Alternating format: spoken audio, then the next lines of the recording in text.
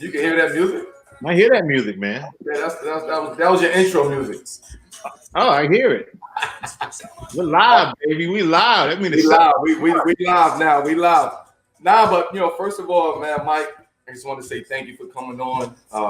What's in your glass? Another week.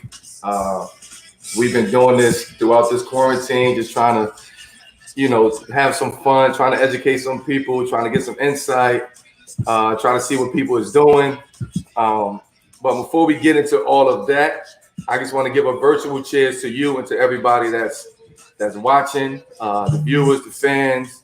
I just want to say cheers to you and thank you for coming on. Cheers, bro. We would get it. We would get to what's in your glass after, but I just want to say cheers. I want to give a virtual cheers, and that's how we start off. Thank you, man. I appreciate it. I appreciate you having me. Now I can drink. Okay. I've been like, okay, when we gonna drink? Nah, but first of all, I want to just thank everybody again for doing their part today by pouring a glass with me and Michael. Once again, let's keep in the top of our mind that it's very important that we flatten this curve and continue to stay home and stay safe. Comment with how you staying busy and staying in shape. And we're gonna jump right into it. We're gonna jump right into it. Mike, welcome again. What's the biggest way that you've been impacted by this quarantine? Let's start with that. Oh man, I mean, you know what? Very, I don't. Yeah, I think everybody's been affected by it. I think for me, it is just you're not like everybody else. You can't go out. You can't see your friends. You can't hang out. You can't just go get a regular cup of coffee. You can't sit outside with nothing on your face. Like you just can't do all those things. But at the same time, I can't complain because we're very fortunate, and a lot of people out there who are struggling. So for me, I always keep that in mind.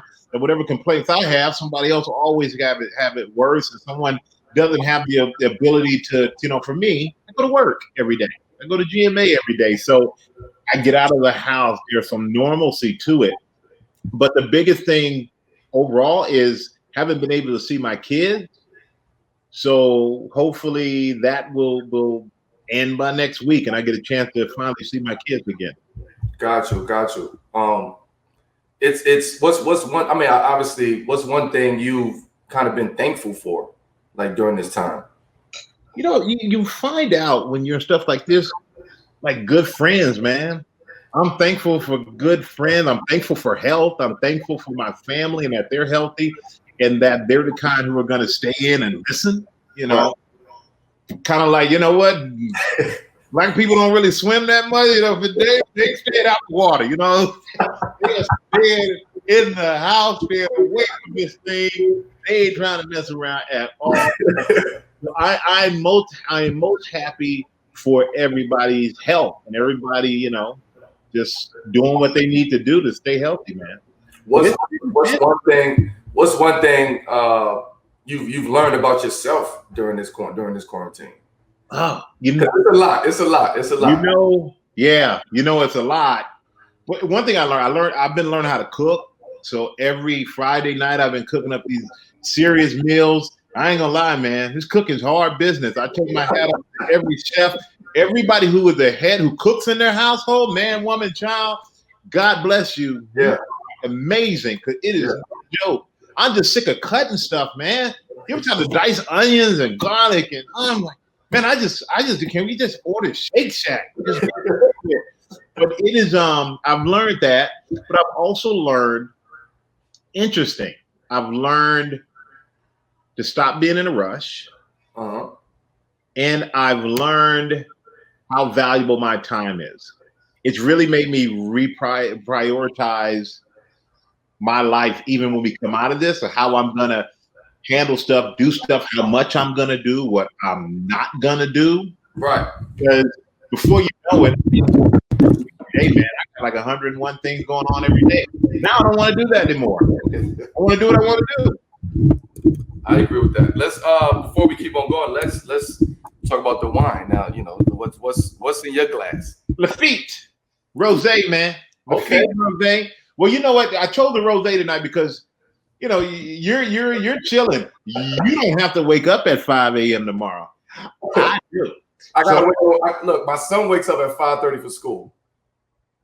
So remember, yeah, they got the Zoom school now. So remember, we on the West Coast. East Coast is 8:30. It's 5:30 on the 5:30 on the West Coast. So hold on. So I feel your pain a little bit. No, so you telling me you're up at 5:30 sitting in on class? No, I'm not sitting in on class. I'm not sitting in on class. I get up and make sure everything is good, and then I go back. And then I go back to sleep. and sometimes I'll tell them just go. Like, you got it, just go. Yeah, he's up at Melo's up at 5:28. He's back in bed by 5:33. Give or take 5:35. Give or take. I ain't mad at you, man. But yeah, but I'm on the Rose. Lafitte. It's buddy of mine started this company, and it's Black owned. You know what I'm saying? So trying to support my friends out there, man, and make sure that they know I got them, and pushing for them this whole time. And it's good. It's just. I had that's from Donate. Yeah, Donate. I had Donate.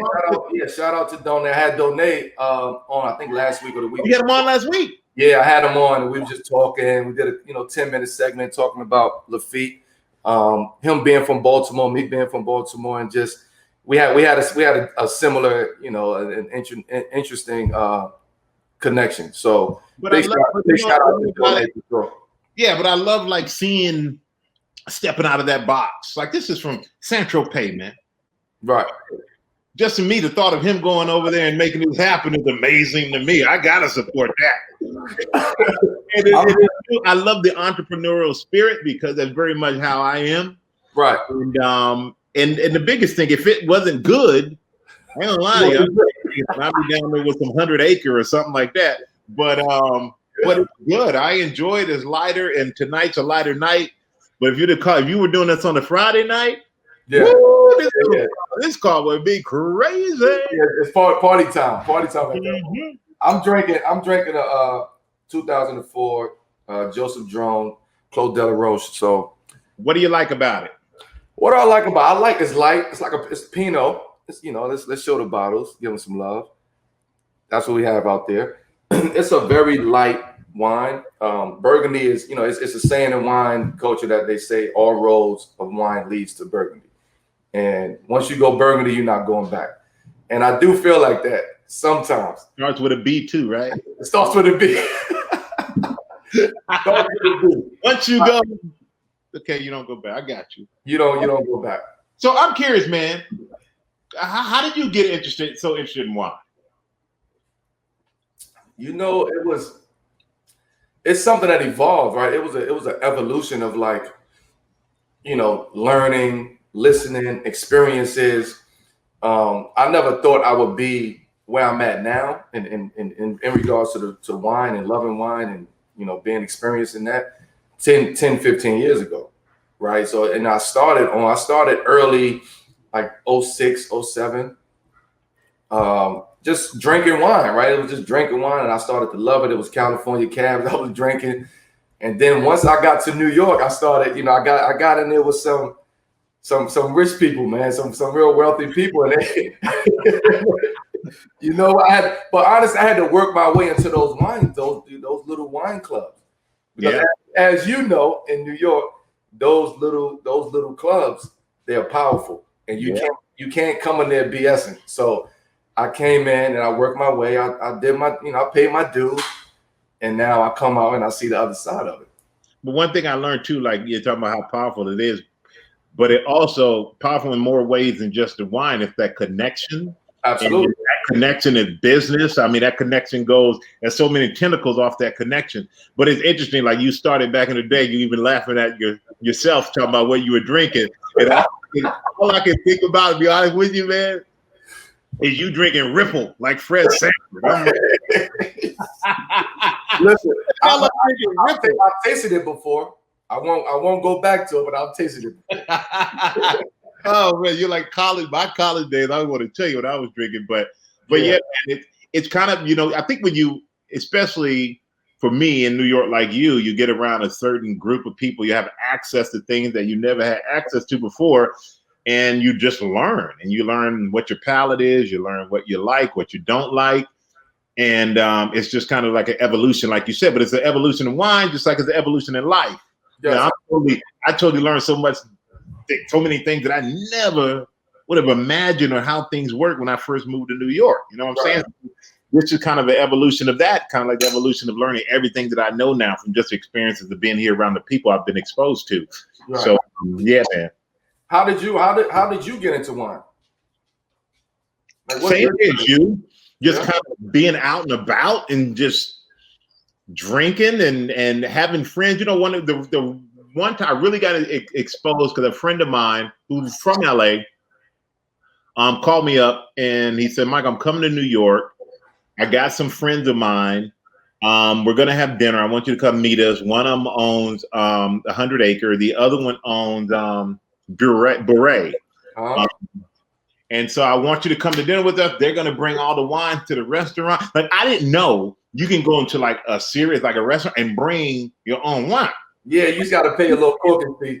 Yeah, but when they own the brand, they don't care. They're like, yo, it's $20. I think it's 20. And that wine I wasn't so excited because I wasn't used to like drinking that quality of wine. Man, that wine went down like milk. Next thing you know, I think everybody dancing on the table. It's like, what is going on around here? Off of the 100 Acres, huh? Off the 100 Acres, like milk, man. And that really made me go, oh, there's another level to wine. Yeah.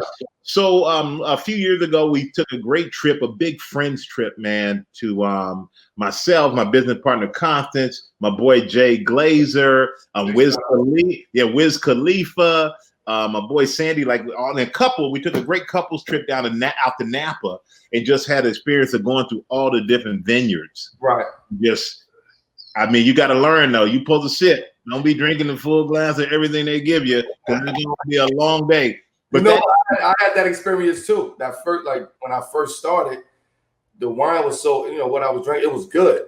And even recently, like I would drink wine, and when you had a tasting, it's some people sip and spit, like, you know what I'm saying? So it's just I can't do that. Like I have to enjoy the full pour. I have to enjoy that. But what did your parents tell your mama? Boy, you better finish all that. We don't waste nothing. Finish that plate. You know what I'm saying? Why you spit some green things out? So I get a good glass. I was like, I can't waste it. Mama said. I'm not in the business of wasting wine. I tell you that, especially after how hard it, how the hard work that went into making that wine. Yeah. Why would I spit the wine out? It just doesn't add up. It doesn't add up to me at all. Pour me a little less in each glass because I'm going to finish each one before we just waste it. But if you think about it, man, what a genius business plan. These wine makers are brilliant with you go there. Hey, we're going to serve you a good time. We're going to feed you. We're going to give you a lunch. We're going to let you taste all this wine. Blah, blah, blah, blah, blah, blah. Yep. And then you get that thing at the end, the sign-up sheet, where you get your monthly, you can sign up monthly, whatever. Man, when one eye open. I'm feeling guilty because I ate your food. And so I'm like, oh, I got to order some wine. Yeah, I had wine coming to my house a year later going, dude, I have no more room. I got one thing called the Beast that came in a cage with a lock and key. Yo, are you afraid to open it? Or you going? It looks too good to open. I'm like, it was expensive. It looked good. I ain't opening that. It's got to be a real special occasion, man. I got certain wine that will probably outlive me because I'm like, hey, look too pretty to open. So are you a collector? You know, I'm not. I'm more of I am a enjoyer, a collector, and if I have so much wine here that I'm more of a sharer. Like to me, it's social. So if I have friends who come over, I know certain friends. Like certain friends, I ain't gonna lie. I'm like, I ain't busting that open for them. They don't appreciate it. That brother, he'll drink tap water, and I just put some lemon. He'll swear it's like crazy. So I only bust out. Like if I have a true wine, I'll take them downstairs. Hey, Here you go. Pick whatever you want. Like, I love to share. I don't care what it costs or anything like that, because I just like to see the joy of people enjoying it. That's more important to me. And you could always make more wine. You could always, for the most part, but you can't, relationships and all those different things and happiness, exceeds the cost of wine and to me. So I like to share it. Man. When you come over, when this quarantine's over, you come over to the house. I'm there for sure. I'm there. Go downstairs. I ain't going with you. You just bring up what you want. Hey, listen, as long as I'm gonna bring some too. As long as I don't have to pay a corkage fee to come in there. See what see what that's like. See what it is, huh? My house is kind of a business. I may have to charge you.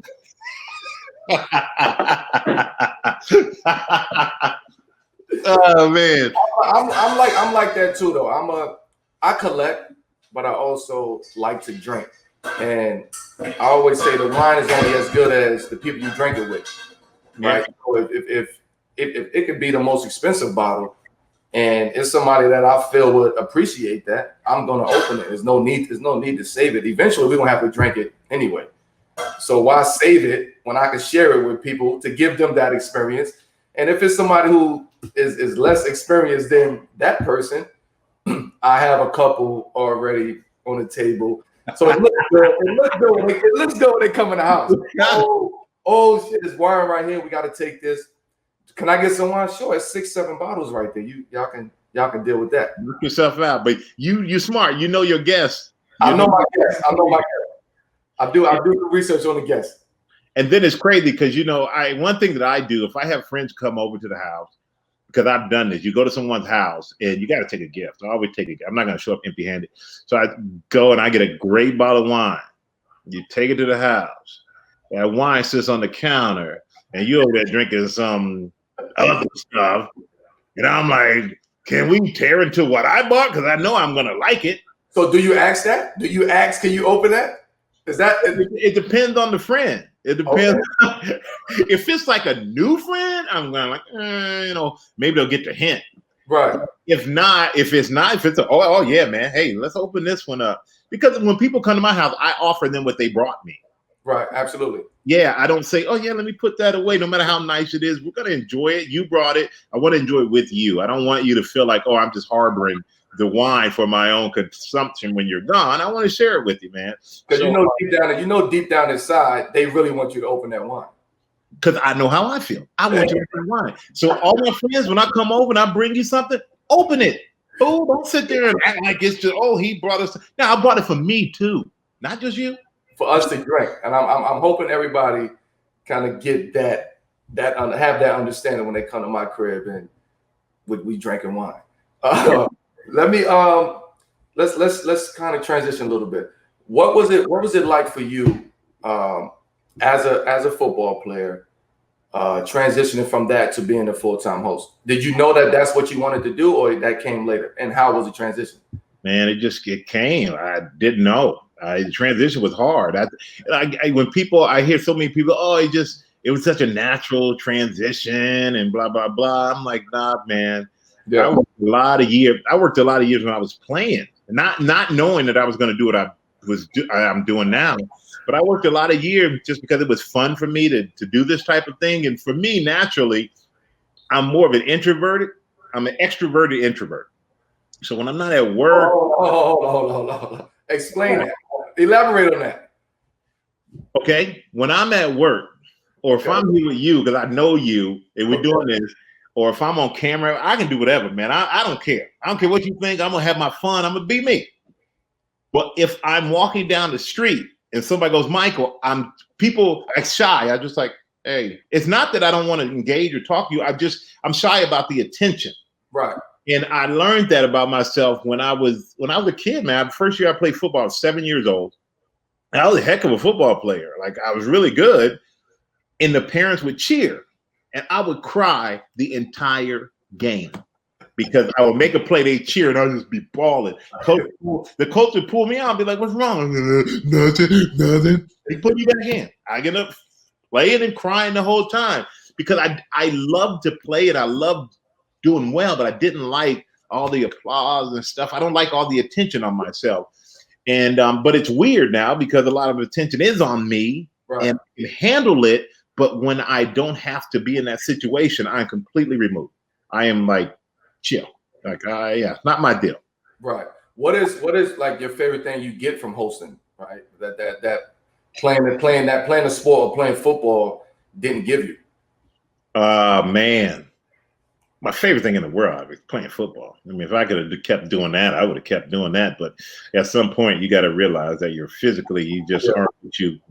Your mind may tell you one thing, but you got to know when it's time. So, the hosting gives me like this conversation and interesting people, and I learned so much about so many things that in my lifetime I never thought I'd be interested in, but I've become interested in just because of the environment that I've been around. So hosting gives me that adrenaline, not the same adrenaline as being on a football field with 80,000 people and a big old 350-pound, guy trying to kill you. Like that's like a different type of adrenaline, but it is live. And you're like, my mind is like spinning like a hamster on the wheel because I got questions to ask. I got this, I got that. I got all these things to worry about. And I got to make it all come together. And on the surface, look as if I'm chilling. It's very difficult. And you know. You doing what you do now with this is so different because, and I love this about you, that you're doing this and it shows a different side of you because you're so used to being asked questions. Absolutely. And I'm doing my best right now not to ask you questions because I'm not used to asking questions. I feel it. I feel the host coming out you sometimes. I'm holding the reins back because don't be afraid. We ask questions. This is conversational. This is living room talk. If I was in your living room, this is what we'd be talking about anyway. Perfect. Because I was so used to being asked questions, and now the ability to ask questions and direct the conversation and it's fun, man. It's like it's cool. I enjoy it. And so when I see you doing this, I know the feeling of like, yeah, so used to always just, and we know as athletes, they ask you a question, you already got an answer. Yeah, you know the answer already. When you're asking a question, you got to really actually listen to somebody. Absolutely, it's a skill. That's good. That's a good tidbit for me. I'll keep that. I never say never, Melo. Never say never, man. You never know. I didn't know I was going to do this. I'm not gonna say never. I'm not gonna say never. But I don't see myself stepping into that light. Now, if it's fun, if it's something like this, if it's no pressure, easy, then I might think about doing it. But man, realistically, what is no pressure, easy? Come on, nothing. Yeah, but I mean, it's a lot different. It's a lot different. Like you said, that's just not what I'm into. I love doing this. I'm on the other side of the screen. I don't have to be in the studio. I'm in my basement right now, and I'm having a great conversation with a great friend. That's all that matters.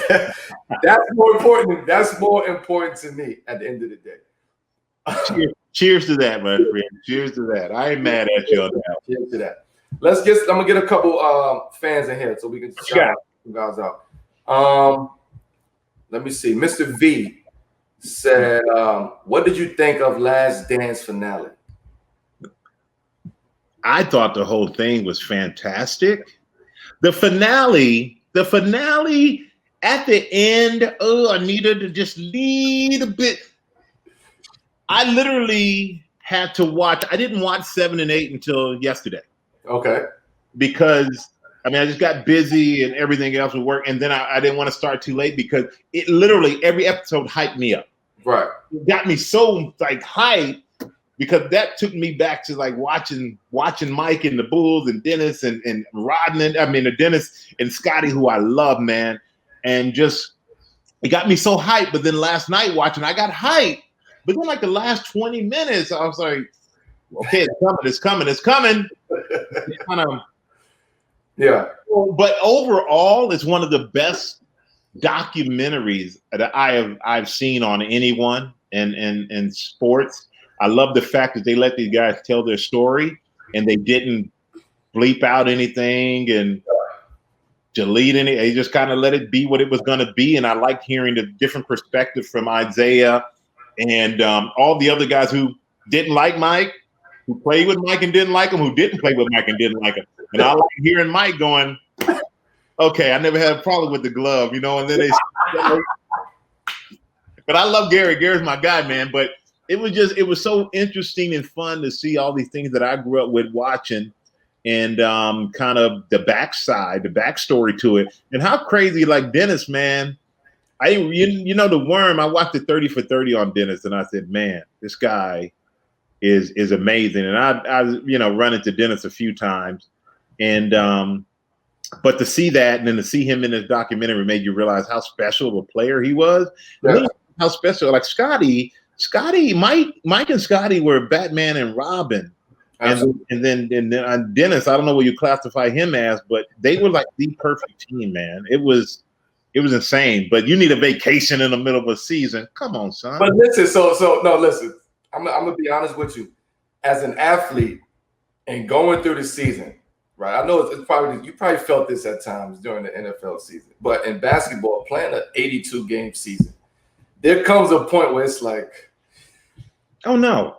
Hey, listen. I didn't tell you to play basketball, man. I'm not mad at Dennis because they allowed him to do it. And also, MJ knew his personnel. This is a prime example of knowing who you have, who your surroundings, who you standing next to. Yeah. And knowing what I have to do to get something out of somebody to get the maximum effort when they come out. And that's what happened with MJ and Dennis. I think Dennis is one of the most underrated, underappreciated players that ever played the game. To be able to go and take off a week in the middle of a season, of a championship season, and come back and say, you know what, I'm ready.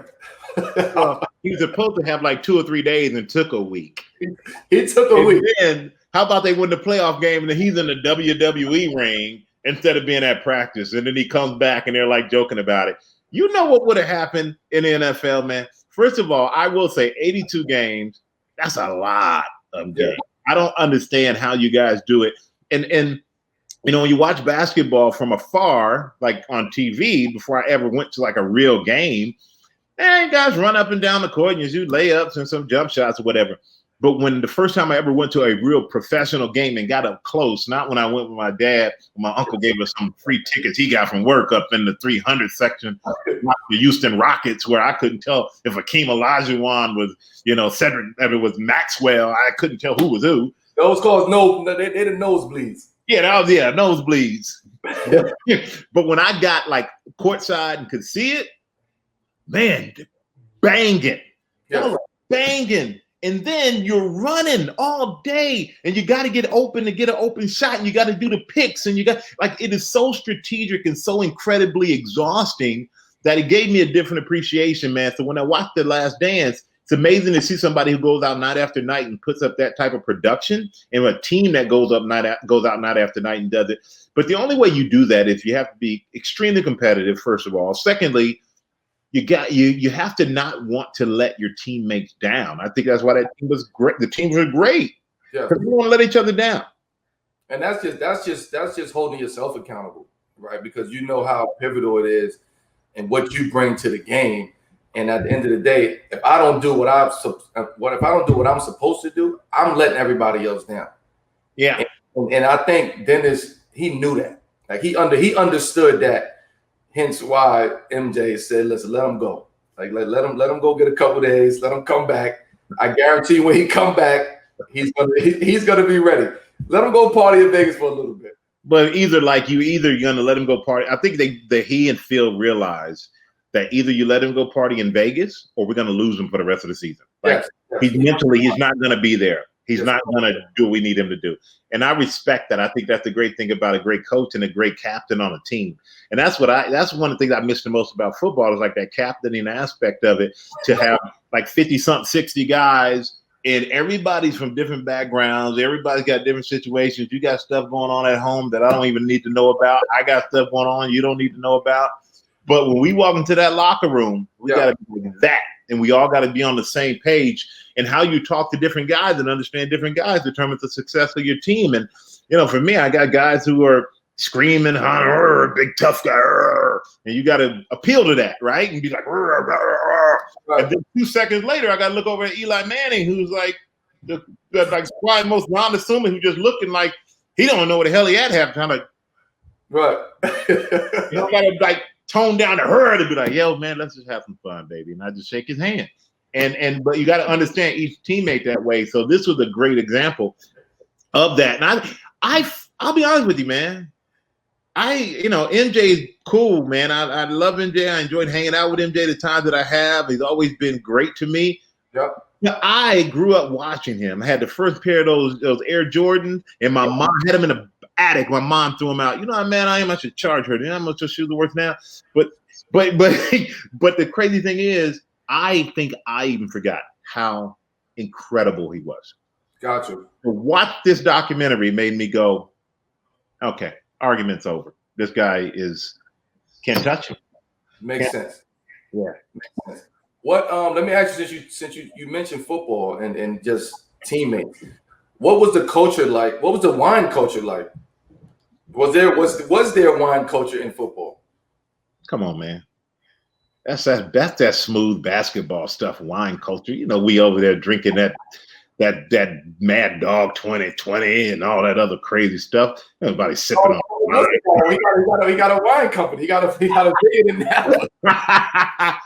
You know, it's almost like a different culture.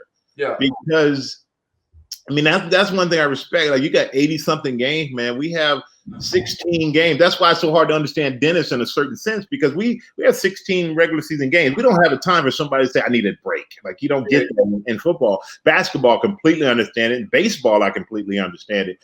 The culture in football is there's dinner like wine culture, but other than that, it's during the week, guys are usually not, and then after the game, it's Sunday night, Monday is they're trying to turn it up, and it ain't on wine, so a little different culture. Let me see. How many guys on your team? How many guys around the league would you say are big wine guys? Like percentage wise, I think now it's definitely the thing, right? Yeah. 10 years ago, 12 years ago, it was not a thing. It was like, nope, you stay over there. I'm not going to dinner with Melo if he's drinking wine. It was that was it. And now it's like, I'm not going to dinner unless we have wine. No, I'm curious, Melo, why they said we ain't going to dinner with Melo if he's drinking wine. What were you doing when you were on that wine? What I was doing, I was drinking wine. That's what I was doing, drinking wine. They didn't want to drink wine at the time. The way you said that, like you gonna break out and start just punching people or something. It's too. It was a mellow atmosphere. You know what I'm saying? So, it was a mellow atmosphere, and guys didn't want to mellow down. They ain't want to mellow out. Now that's the new culture. You go to dinner, you get the wine list. Somebody is obligated to pick the wine that night, and it's really a big culture. I would say. I would say probably 50-60%. Whoa. Yeah, wine is the new thing, right? But I love it though. It's a new Gatorade. Hey, I'll be honest with you, man. Ours used to be like tequila and vodka, and you get in a huddle sometimes, and those cats in there sweating. You swear you in an old dirty bar. You're like, man, this thing. Y'all need to stop going out, man. Y'all need to focus. But that's really interesting though, because I think the fact that it's that high of a percentage, shows like the evolution of like just athletes and culture and understanding everything that they can actually get into. Because I didn't know that it was available. I didn't know there was this world, and and so now I think younger guys are understanding it's a world. For me, I had to get older and group, but I think now guys like yourself, you can incubate a lot of these young guys and give them the opportunities like to learn under you, so that they start out on the right track, man. So that's like a nice little gift giving back. And that's what kind of what's in your glass and what we're doing now. That's the whole concept. It's just it's giving a new light and shining a new light on the wine culture as a whole. because before it was so many stereotypes about drinking wine, right? Yeah. Or just drinking, period. And when I came in, it was tequila, it was Remy Martin, it was Grandma Ye. It was like that. That's what the Hennessy, champagne, like that. The vets was drinking that, right? Yeah. So yeah, you know, it's you dabble in that, and then it's like, whoa. Now you see what's happening with that hard spirit and the hard liquor. Yeah. And like you said, guys come to practice, and it is what it is. Like, it happens. You do your thing, but as long as you come into this practice facility ready to go, Be ready. That's all that mattered to me. I remember that Remy, boy. You get that bag and put all your loose change in it. Remy, and the drink of choice was Remy and apple juice. Mm-hmm. That was the drink of choice.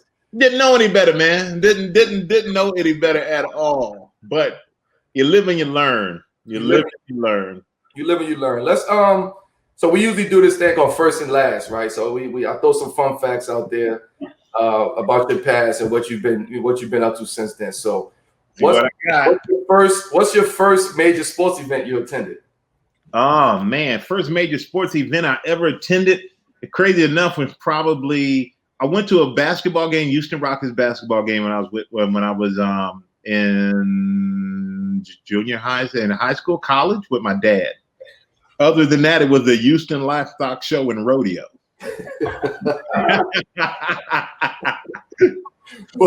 What's the last sport event you attended? Super Bowl, man. Super Bowl.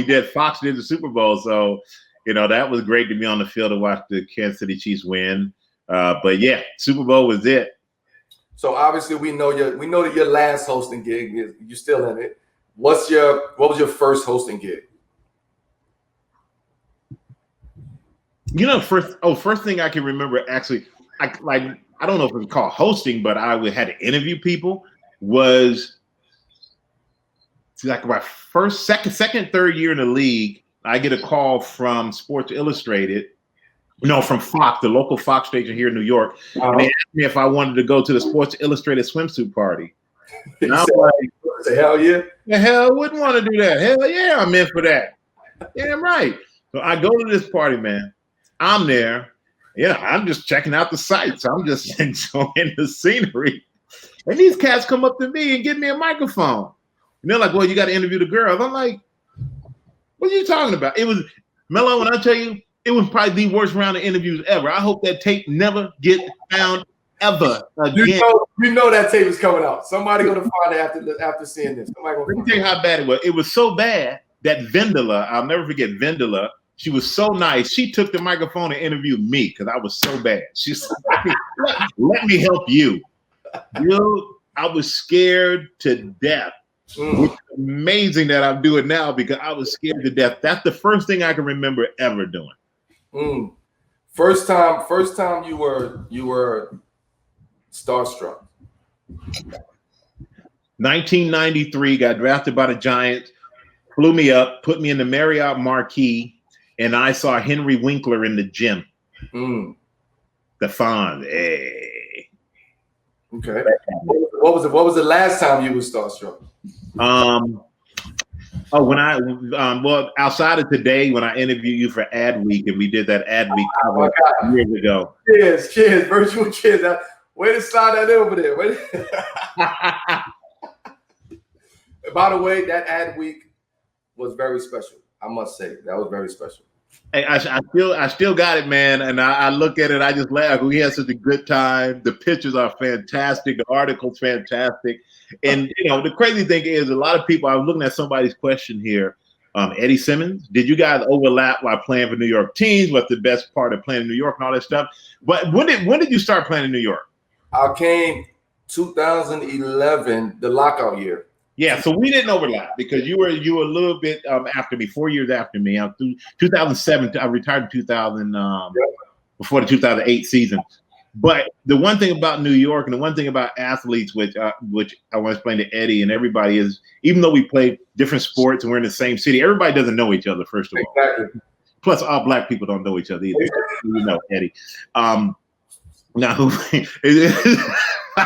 I'm clearing it up, Melo. That's a fact, though. That's a Snapple fact right there. I tell you that. Yeah, but but it's like but there is such a respect that I've always had for anybody on a professional level, no matter what the sport, and then to play in this city. And I always used to tell guys, I used to tell OC and Tuck, who y'all know call me old man.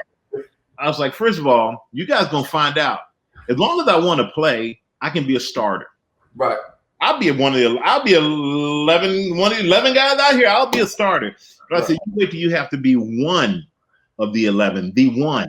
That every week you show up in every practice, every game, every meeting, everything you do, everybody's looking at you. You got to be the one of the 11's tough. That's what you did in New York. So I've always had a respect for you in your game and how you handled it, because this is the toughest city in the world to play. One day you look at the paper and you're like, oh, I am the greatest thing that ever happened to sports. The next day you look at the paper, you're like, I am the worst thing that ever happened to sports. Trust me, I know. One day I look at the paper and they have my face on the Statue of Liberty. The next week I was in the Hudson River. Just I know the feeling, man. I know the feeling. Oh man. But yeah, Eddie, we didn't overlap as far as playing, but we overlapped as far as our time here in New York. And my appreciation for Carmelo runs deep. My love for Carmelo and respect runs deep. So I've gone to many Knicks games to sit on the floor to watch him play because he was there. So there you go, my friend. That's the answer. There you go, Eddie. This is a long time friendship in the making. So there you go. What's so for me? How do you prepare for a day of hosting? Oh man, I got to do a lot of reading. Like, I read my notes earlier for pretty much what's on the show tomorrow. Now I have to get other emails that I'll read about the individual interviews I'll do, and the questions. And I got it. They do pre-interviews, so you ask the guest questions beforehand. For the most part, you kind of get what they're going to say. So I'll read the questions. I'll read their pre-interview answers, but you never guarantee that's what they're going to say. And you just try to get yourself as educated as you can before you go in the morning. So I'll read everything that we're covering for the day, not just myself, but George and Robin as well. And if it's politics, I read it. If it's, human interest, I read it. If it's sports, I read it. Everything. So you just got to educate yourself. It's a lot of reading, if anything. Makes sense. We do this. We're gonna go to another segment now. We do. What's in your, and you have to finish it. So I ask you, a fun list of questions. You give the audience an inside look into their lives. Okay. What's into your life? Sorry about that. What's in your let me pick one. Your quarantine playlist right now. Oh man. I was saying Terrence Trent D'Arby. I just got back on that cat. Of course, man, I get on my Migos radio. I can, like you talk. Yeah. You can't go wrong with that. Drake is hot, man. I gotta respect Drake and what he's got going on. Big Rick Ross guy. I like everything. Snoop, Little Wiz Khalifa. I'm just kind of I'm all over the place. I listen to everything, and then I'll pop in some Sam Smith, some Adele. I'll drop in some Lionel Richie. I'll do some Otis Redding, like you name it. I just mix it up, and I think I give days. I give days to people. Oh, really? I give days. Who got the last day? So today, honestly, I went to the gym this morning, and I was on my Marvin, Curtis Mayfield. Listen to Marvin the other day. Yep. Like it was just like it was a mellow Monday, so I had to I had to get that. But I remember like a couple days ago, I just for some reason I was on Kanye the whole day. I'm just like, Kanye. 04 Kanye. I'm talking about college dropout and graduation and late registration. Oh, you can't go wrong, man. Right. So I had that, and then it'd be days where as before we became on, I was listening to Nas and Damian Marley. It's like that's really my vibe, really. Yeah. And then I have some days where I'm ready to turn up, right? It's It's Little Baby's the baby. It's Migo. Yeah, baby. Little Baby, the baby. I don't know how each one of them look, but I do know Little Baby and the baby are different people. Yeah, I don't know how brother looks, but you know, they make good music. You want to feel that energy, right? It's it's Travis Scott. It's Travis Scott. It's everybody in New York that I have my New York day where I just want to listen to New York artists and New York rap and hip hop. Then I might have a day where it's original hip hop and early 80s, late 70s, and Kool Herc and those guys. So it was like I have my moments that I listen to. I'm with you. I'm the same way, man. And definitely just every day is different. I think in this time we got to figure out whatever is a different moods hit you. I think that's like one thing. You don't fight it. You just kind of go with it.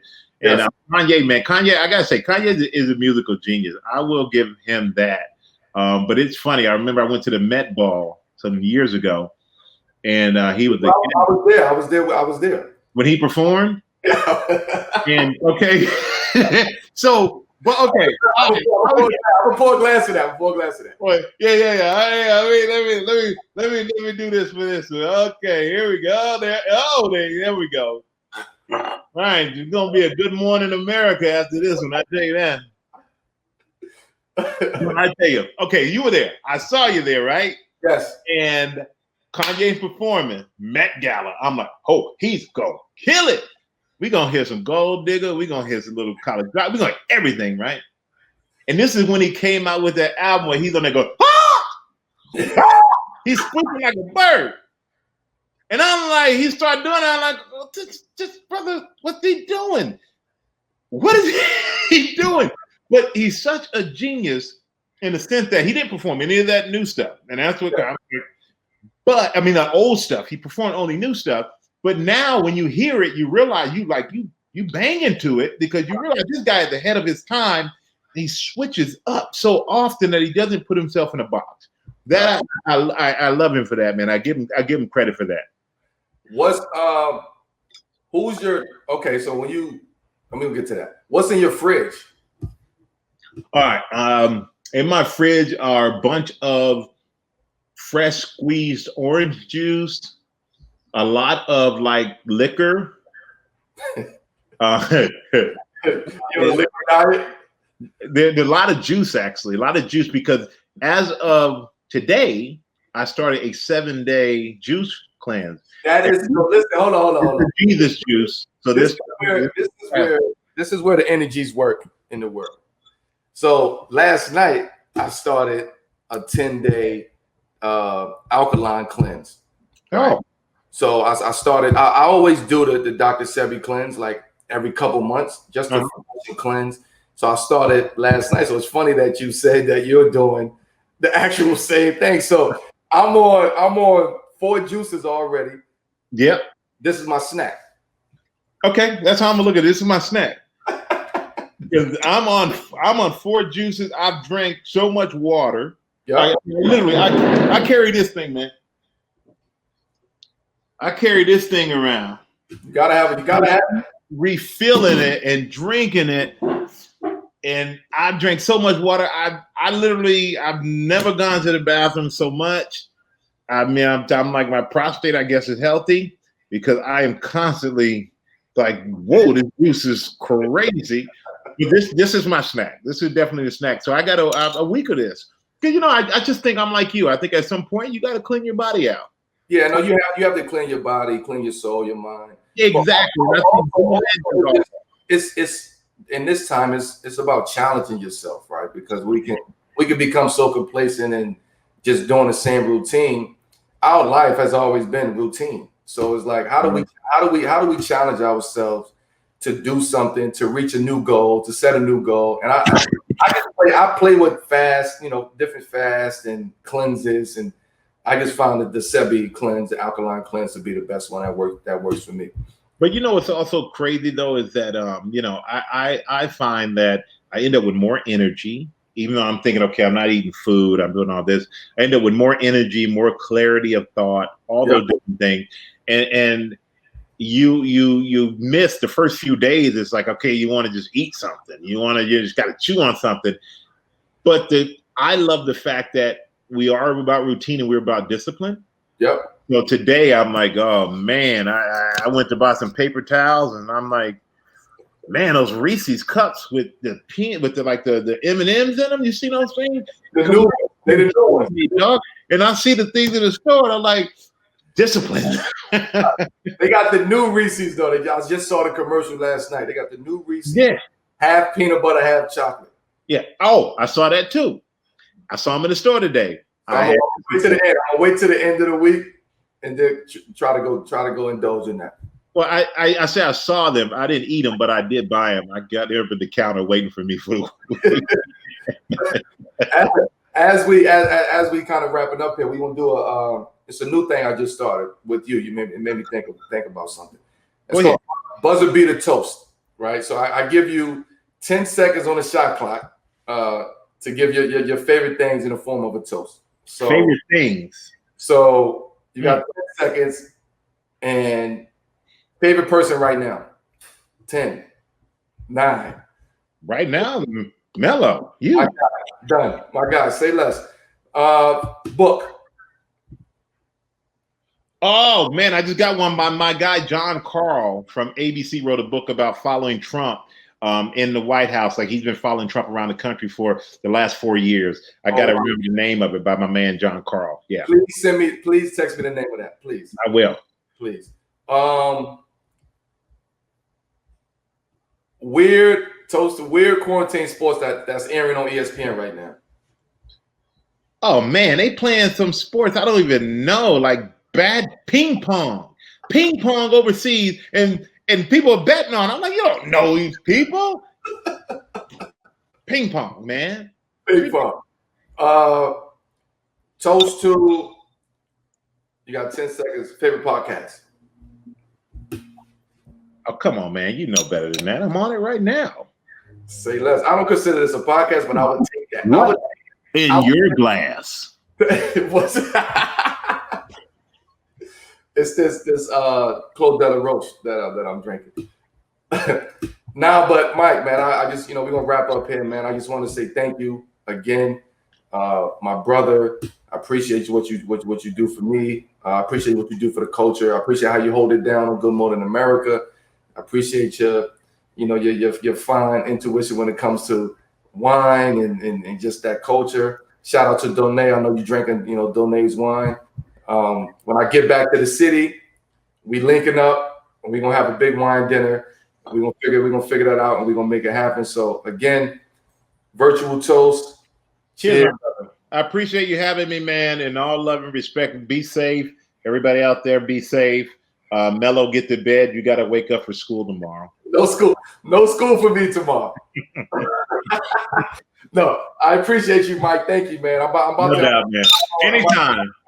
I'm gonna slide onto IG to do my last call, where I deal with the fans and bring some fans, interviewers, and so Mike. Again, I appreciate you. Thank you, my brother. I appreciate you having me, man. Peace. Cheers. Thanks.